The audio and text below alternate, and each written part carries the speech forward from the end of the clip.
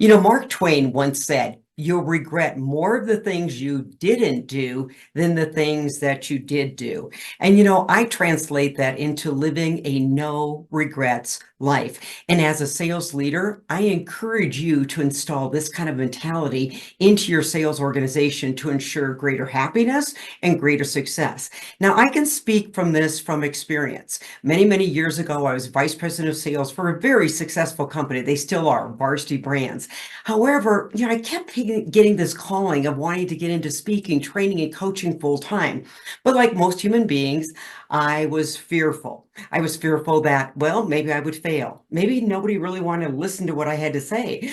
Maybe I didn't know what I was doing, and actually I'd get into this new career and not like it. So what flipped me? Well, one evening with girlfriends, we were watching a recorded episode of Oprah Winfrey, and she was recording this interview with a lovely lady, really in her late 80s. She lived a full life, a vibrant life. Now, I can't remember the name of this woman. However, I do remember her message.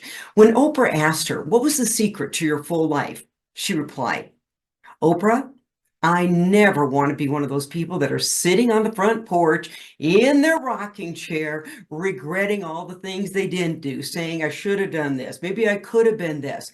And at that point, I made my decision to get into this business full time, and I have no regrets. So as a sales leader, how do you really establish a no regrets mindset? Well, here's 3 checkpoints to think about. Number 1, raise your team's self-awareness on where they might not be taking risk. And as a result, they're going to regret it later on. So at your next sales meeting, have people identify areas where they're not showing up, taking a risk, and talking about that. It may be they're not pursuing big opportunities. Maybe it's as simple as they don't ask for advice or mentorship for fear of getting feedback on a blind spot. Checkpoint number 2. Yep, the good old emotion of fear keeps showing up because this isn't like that scaredy cat fear, but this is that fear of being judged, fear of failure, fear of rejection. And as sales leaders, we must make our teams aware of this and then coach them through it. And I have to tell you, one of the biggest things I've seen when coaching people about fear, we're just usually making up stories that we're going to fail. So coach your team to be aware of why they're not showing up, why they're not leading a no regrets life.